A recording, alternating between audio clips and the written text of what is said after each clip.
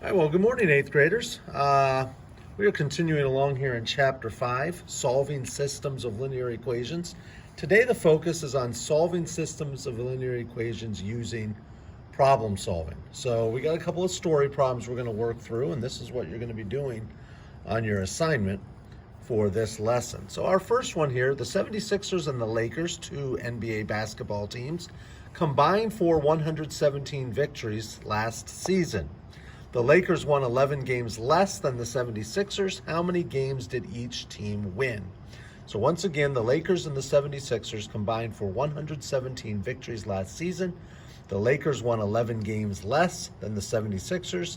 How many games did each team win? Well, first of all, if we let X represent the 76ers and we let Y represent the Lakers, since it says that they combined for 117 victories last season, we can with confidence say that X plus Y equals 117. So I have to come up with what the equations are.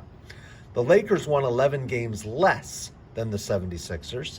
That means that when I take the number of games that the 76ers won and I subtract the number of games that the Lakers won, it should equal 11. Okay, so, there's different things that I could do here. X minus Y equals 11. In fact, if I know, looking at this is kind of a good point.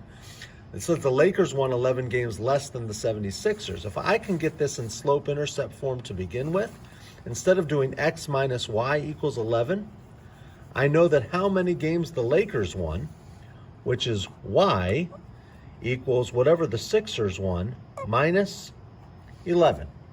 And if I can get things in slope-intercept form the first time, that makes it a little easier. So now if I get this one in slope-intercept form, obviously I'm going to need to bring this back over here, okay? So X minus X is going to give me nothing. Nothing minus X is going to give me negative X. So that's going to leave me with Y equals negative X plus 117. All right, so I'm done with that equation. Now I need to go and make them equal. So now I know that X minus 11 equals negative X plus 117. So first thing I'm going to do is add X to both sides, okay? I'm going to add X here. That's going to give me 0. I'm going to add X here. That's going to give me 2X.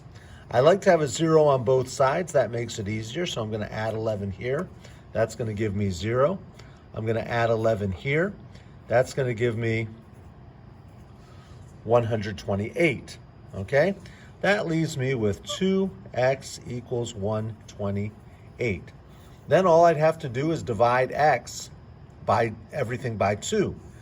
2x divided by 2 is x. If I were to plug this into my calculator, 128 divided by 2, that would equal 64. But I also need to figure out what y equals. So I go back into my original equations, and I see this one would be pretty nice. Y equals x minus 11. I know that x equals 64. So I'd have to plug in 64 here. Y equals 64 minus 11. Probably don't need to plug that into your calculator, but if you do, 64 minus 11, plugging it into your calculator is not a problem. 64 minus 11, y equals 53. And just to double check, sure enough, if I were to go to my original one, this x plus y equals 117 that I crossed out, 64 plus 53 equals 117. All right.